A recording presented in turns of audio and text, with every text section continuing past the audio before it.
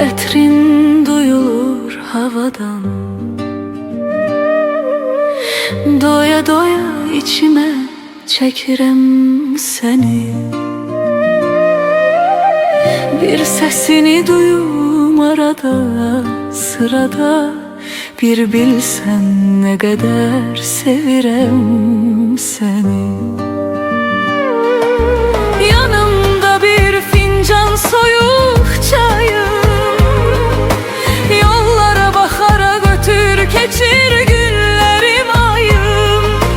Fəsilləri unutdum, nə qışım bəllidir nə yayım.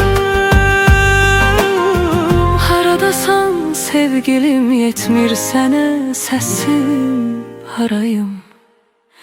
Görəsən sən də mənim tək düşünürsənmi, üzülürsənmi? Görəsən sən də mənim tək gecələri gizli, gizli yaş tökürsənmi?